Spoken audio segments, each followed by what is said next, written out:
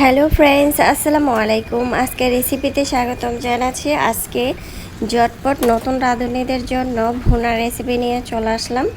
যারা পাঙ্গাস মাছটা অনেক বেশি পছন্দ করেন তাদের জন্য, আর যারা পছন্দ করেন না তারাও কিন্তু এভাবে রান্না করলে অনেক বেশি পছন্দ করবে। পাঙ্গাস মাছটা থেকে গন্ধও করবে না।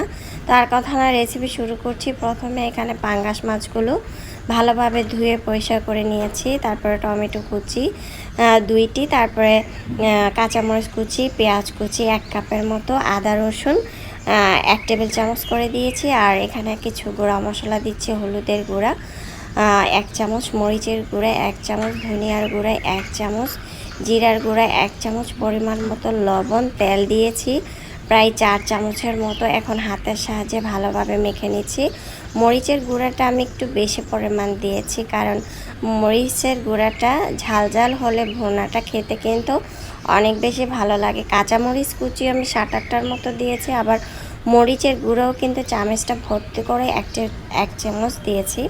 2টি তেজপাতা দিয়ে দিলাম। তেজপাতাটা দেওয়ার কারণ হচ্ছে এই পাঙ্গাস মাছেতে যে একটা ফ্লেভার গন্ধ সেটা আর আসবে না। পানি দিয়ে দিলাম প্রায় 3 কাপের মতো। পানি দিয়ে চুলার আঁচ বাড়িয়ে দিয়ে নেড়ে চেড়ে ঢাকনা দিয়ে ঢেকে রেখে দিয়েছি 5 মিনিট। চুলার আঁচ বাড়িয়ে দিয়ে দেখতে পাচ্ছেন 5 মিনিট পর চলে আসলাম।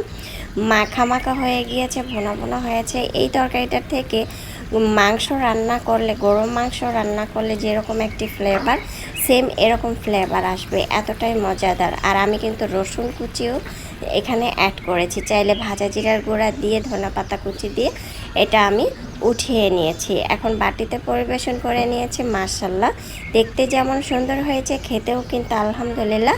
রেসিপি ভালো লাগলে চ্যানেল সাবস্ক্রাইব করে লাইক দিয়ে পাশে থাকবেন। চাইলে ট্রাই করতে পারেন। আল্লাহ হাফেজ।